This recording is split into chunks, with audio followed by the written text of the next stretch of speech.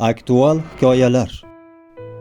Biz sizga hayotiy hikoyalar, qissa va badiiy voqealarni audio shaklda yetkazamiz. Atir. Hikoya. Muallif Asqat Muxtor. U idorasining eshigiga barvaqt kelib qolgan ekan. Hali qorovul ham tol soyasidagi chorpoyaga choponini tashlab xurrak otib yotibdi. Hoy madrayim, nima qilib yuribsan saharmandonda deydigan odam yo'q. Suvchiniki shuda, hamma uxlaganda ishlaydi, hamma ishlaganda uxlaydi. Quyosh nayzaga kelganda shiyponning zahroq burchagini tanlab jindek mizg'ib oladi-da. Tun o'ziniki. Oydinda suv tarab tong ottiradi. Hozir ham daladan kelishi. Ketmonni zinapoyaga suyab, etigining loyini obdon qirib artgach, qabulxonaga kirib o'tirdi. Nos otib mulohazaga tushdi. Bemavrid keldim-o, javob berishi amri mahol. Ha, saratonda suvchining joyi xuddi shaharda, deya kesatib chiqarvorsa-chi. Tag'in bilib bo'lmaydi. Qaysi tomoni bilan turganiga ham bog'liq. Omad yurishib yosh xotindan xursand bo'lib, chehrasi ochilib ketsa. Raisning mashinasi charaqlagan quyoshni chaqnatib soat 8larda kelib to'xtadi. Suv qalay? Suv serob. Qo'llatmanglar. Rais shunday dedi-yu, salomlashmasdanoq idorasiga kirib ketdi. Madrayim qabulxonada esankirab, yaktagining etagi bilan peshonasini qayta sildirib artgancha, kirsammi, kirmasammi deganday depsinib turdi-da, tavakkal qildi shekilli. Nosqovog'ini qayta belvog'iga qistirib eshik qoqdi. Ichkaridan ovoz kelmasa ham ochib kiraverdi. Frontchi o'rtog'im kasalxonaga tushib qolibdi, xo'jayin. Xabar olmasam bo'lmaydi. O'zingizdan qolar gap yo'q, birga o'lib, birga tirilgan qiyomatlik oshna. Shomgacha aylanib qaytaman, xo'jayin, dedi ilanib. Nima desa ham, jerkib tashlasa ham chidab beraman deganday yerga qaragancha kutdi. Rais uzoq indamadi. Mayli, dedi anchadan keyin. Tavba, astag'firulloh. Ko'z tegmasin, bu yosh xotinning sharofati albatta. Lekin aynimasdan turib paytida jo'nab qolish kerak. Menga qarang, dedi rais uni ostonada to'xtatib. Madrayimning yuragi shuv etdi. Aytmadimmi, ana aynidi. Rais bir parcha qog'ozga nimadir yozib 50 so'm pul qo'shib uzatdi. Domdehqonga tushasiz-ku. O'sha yerga yaqin Shotor Ustavilining muyulishida oynavandlik magazin bor. TJ degan atir olasiz. Madrayimning 50 so'mni ushlagancha hayron bo'lib turganini ko'rib, yuzi kengayib jilmaydi. Keliningizga otini mana bu qog'ozga yozdim. Xo'p bo'ladi, deya chiqib ketdi. O'zida yo'q xursand Madrayim. Osongina javob berganining boisi bu yoqda ekan-ku. Selmakka bir asl mol kelsa avval shu kishining oldidan o'tishadi. Kelinoyimga mabodo. 50 so'mni yana olib qarab qo'ydi. O'zining kecha olgan 2 oylik avansi 43 so'm. Mana belvoqqa tuguvlik. Nahotki bitta atir 50 so'm bo'lsa, ot ham qiyomat, begona so'z bo'lsa kerak, odamning tili kelishmaydi. Shiyponga qaytib toza etik, oq ishton, yangi yaktak kiyib, barini belvoqqa qistirdi-da, yo'lga tushdi. Xayallab bo'lmaydi. Kechga qaytib kelish kerak. Yaxshi bo'ldi. Bo'tavoy serjantdan hol so'rash qiyomat qars edi. Raisga rahmat, juvon kelinga rahmat ochig'i. Madrayim o'zicha jilmayib qo'ydi. Shoshsang shaharga bor. Hamma yelib yugurib yuradi. Ko'pchilik qatori sen ham imillab ko'rchi, turtib o'tadi. Eshitasan, eshitmaganingni. Shoshganingdan ishing bitganini o'zing ham payqamay qolasan. Bozor, kasalxona, Bo'tavoy bilan apoq-chapoq suhbat, yana Domdehqon, Shotor Ustaveli chakana yo'l bosmadi, o'ylab qarasa. To'g'ri, Bo'tavoy serjant bilan uzoq o'tirishga ruxsat berishgani yo'q. Bu ham o'z yo'liga omadda. Oynavandlik teji yopig'lik qolsa nima bo'lardi?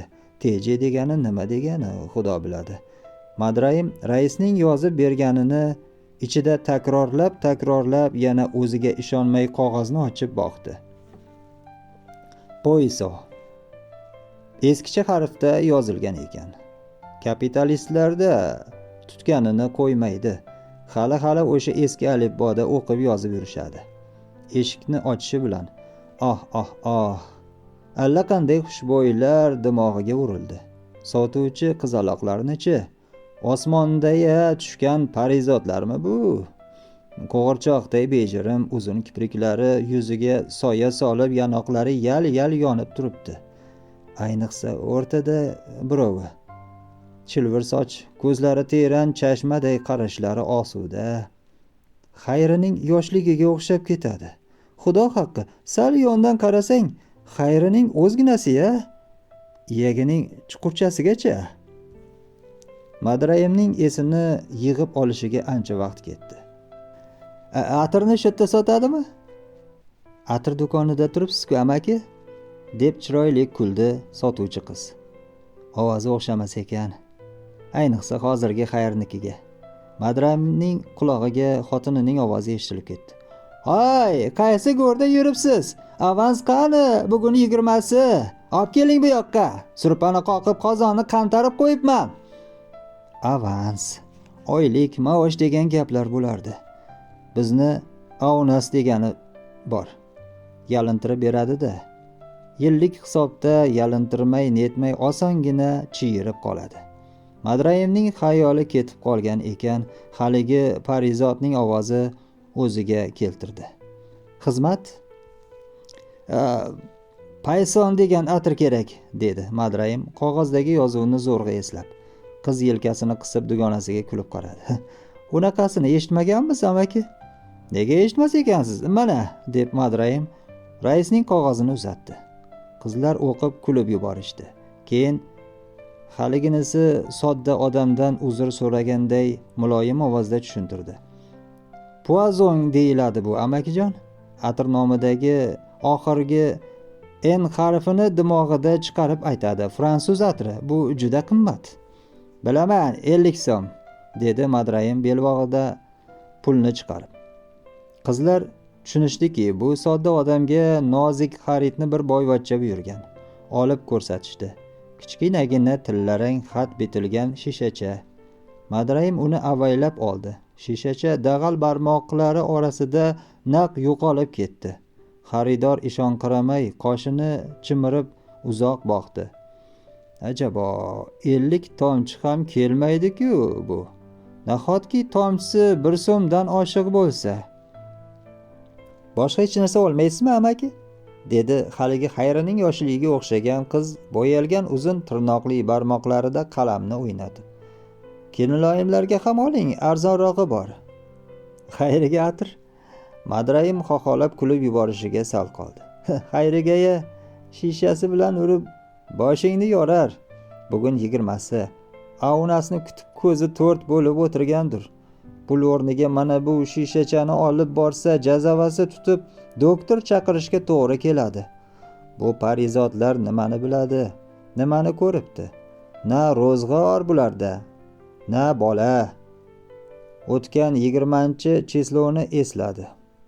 Avnasni olib endi ko'chaga chiqsa, do'konga muzdek pivo tushgan ekan. 4 ta ulfat uchrab, 2 kurushkani ichib qo'yibdi. Madrayim o'zi ichmaydi, hadeganda nafsga ham chalg'imaydi, ammo ko'ngil ekan. Ha, ol bilan yana 1 kurushka ichdi. Pivo furush lotereya ham sotayotgan ekan. Jazmanlariga yo'l-yo'lakay 4 ta 5 tasini tutqazib turibdi. Gapdan gap chiqib, olag'ovurda kimdir maqtanib qoldi. Qo'shni savxozda bir oshnasi shu lotereyaga mashina yutibdi emish. Yana birov kimdir gilam, kimdir mototsikl yutgan deb xabar qildi. Sal kayf qilgan Madrayimni ham shayton chalg'itdimi? Yigit yalang qatori 3 ta lotereya olsa bo'ladimi? Yutasiz, qatorasiga oling, deya turishibdi tekin maslahatchi sheriklari. Qisqasi, endi uyga kelgandagi ahvolni ko'ring. Ovunasini kutib o'tirgan Xayri lotereya biletlarini shundoq oldi-yu, shirakayf yerining basharasiga urdi. Biletlar sochilib shabadada hovlining burchak-burchagiga, biri toklar orasiga, biri o'choq boshiga kapalakdek pirpirab uchdi. "Baloni o'qini yutasiz, tuyani dumi yerga tekkanda", deb baqirdi Xayri. "Ana boqing, 4 ta bolani o'sha qog'ozlaringiz bilan." Bo'xshasini tugib onasinikiga ketib qoldi. Bunday paytda unga qarshi gapirib bo'lmaydi, jazavasi tutib yiqilib qolishi ham bor. Madrayimning kayfi yelday uchib, ostonada qaqqaygancha qoldi. Bola boqish nimaligini ana o'shanda bilgan Madrayim. Yolg'izlikning 14-kuni kechasi bilan yig'lab xayolida xotinining yorilib ketgan chaqa barmoqlarini o'pganini haligacha birovga ochilib gapirgani yo'q. Xotini 17 kun deganda bolalariga tugunchada u bu ko'tarib qaytib keldi. Adabini yegan Madrayim Xayrini hali ham yaxshi ko'rishini ich-ichidan tan olgan edi o'shanda. "Boshqalar oladi-yu, siz nega olmas ekansiz kelinoyimlarga?" dedi haligi qiz. "Yozamiz chek, 19 so'm bo'ladi, xo'pmi amakijon?" Uning ovozi eritvordi Madrayimni. Atirni qo'liga olganida o'sha shirinzabonning qo'lini olganday bo'ldi. Kichkina, chiroyli, xushbo'y. Indamay o'ylanib turganida qiz chekni yozib u tomon surib qo'ydi. Madrayim tufugini zo'rg'a yutib quruqshagan lablarini yaladi. Yuziga muloyim qaragan qizga bir nima deyolmay pulni chiqardi. Xayollari chuvalab, "Men nega olmas ekanman? Men olmas ekanman" deya ko'nglida takrorlab do'kondan chiqib, qizchaga rahmat, xayr deyoldimi yo'qmi, esida ham yo'q. Endi uning xayoli boshqa yoqda edi. Uyga qanday kirib boradi? Nima deydi? Xotiniga atirni qanday beradi? Undan keyin nima bo'ladi? 19 so'm. Avansni qariyib yarmiya. Kechga yaqin eshikni g'ichirlatmasdan ochib yozvosh kirib bordi. Xotini o'choq boshida bolalar bilan chug'urlashardi. "O'zingizmisiz?" dedi Xayri sharpani sezib, qayrilib qaramasdan. "Ulfatlar uchramadimi ishqilib? Bugun 20-chisloya?" "Boshlandi", dedi Madrayim ichida. Savollarga javoban "ha keldim" deganday yo'talib qo'ydi. Lekin hamoni etigini yechmay garangsib turardi. "Ha, qo'lingiz cho'ntagingizga yopishib qoldimi?" "Yo'q, nega?" Madrayim hali ham atirini mahkam ushlab turganini endi payqab qo'lini oldi. Jilmaygan bo'ldi. Sun'iy chiqdi jilmayishi. "Bir nimani yashiryapsiz", dedi xotini. Madrayim bolalarning ham kelib hozir janjal bo'ladi deganday baqirayib turishganini ko'rdi. "Qiziqmisan?" "Nimani?" O'zi bo'lsa o'ylardi, avval sovg'ani bersammikin yo qolgan pulnimi? Ikkalasi ham xatarli. Ikkala holatda ham o't olib ketishi mumkin. Endi tavakkal bo'lar ish bo'ldi. Madrayim har narsaga tayyor edi. Atirni yaktak kissasidan shartta chiqardi-yu xotiniga uzatdi. "Mana." Xayri beixtiyor ikki qo'llab oldi-yu, peshonasini tirishtirib bejirim qutichaga tikilib qoldi. Keyin uni asta ochib, jajjigina yumaloq atir shishasini xuddi uchib ketadigan qushchaday hovuchida ushlagancha yana uzoq tikilib turdi. Nima bo'ldi unga? Tezroq bir nima desangchi, yo g'azabi tomog'iga tiqildimi? "Baqir, Xayri, so'k, qarg'a, faqat jim turma." Hozir jazavasi tutadi, idish-tovoqni ko'tarib uradi, yiqiladi. Madrayim juda qo'rqib ketdi. Xayri tildan qolgan, yumuq ko'zidan yosh sizib, ko'ksi to'lqinlanib, gavdasi chayqalib ketdi. Oyi, nima bo'ldi sizga?" deyishdi bolalari. "Xayri", dedi uning yiqilib ketishidan qo'rqqan Madrayim. haqiqatdan ham yiqiladigan ekan. Eriga suyalib qoldi va shu zumdayoq bo'ynidan mahkam quchi bosilib qoldi. "Xayri", dedi yana Madrayim xavotirda. "Hidi yaxshi ekan, boshim aylandi. O'zingiz yaxshisiz-da", dedi Xayri yana mahkamroq quchoqlab. "Esingizda turgan ekan, to'yimiz bo'lgan kun. Esingizda ekan." Xayri, o'zingni bos, bolalar qarab turibdi", dedi beixtiyor Madrayim iljayib. "Allaqachon unutgansiz deb o'ylovdim." "Xayri, esingni yig', kupa kunduzi", deya shivirladi xotinining haroratini butun vujudi bilan sezgan Madrayim. "Axir kechasi yana ketasiz. Bugun ham oydin, suv taraysiz.